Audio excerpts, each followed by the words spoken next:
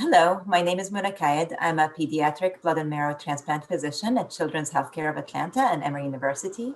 I am here to talk about the role of abatacept for preventing GvHD and unrelated donor transplantation.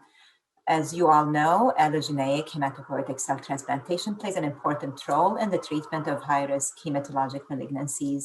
An important factor that can impact our outcomes is the availability of a well-matched unrelated donor.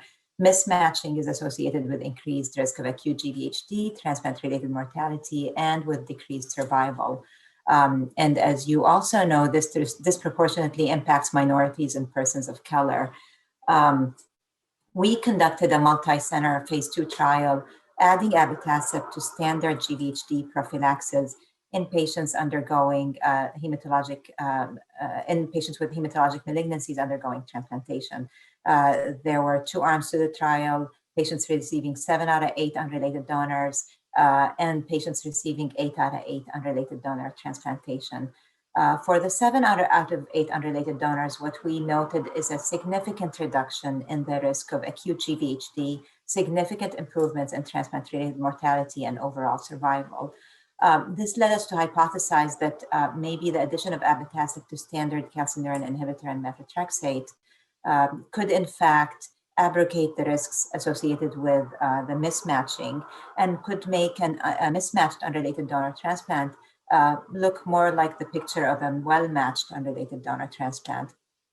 So we performed a secondary analysis of data that came out of this trial. And in that, we compared a cohort of patients, around 43 patients who received a 7 out of 8 unrelated donor transplant, to patients who received a well-matched unrelated donor transplant, but only received calcineurin inhibitor methotrexate, so standard GvHD prophylaxis.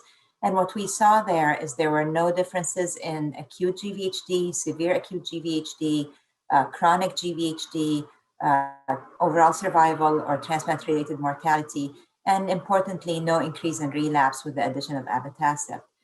So based on all the metrics that we consider significant in how we evaluate the success of bone marrow transplant, what we saw is that the addition of abatacept to a mismatched unrelated donor transplantation really makes the transplant adopt a risk profile that looks more like the well-matched unrelated donor transplant.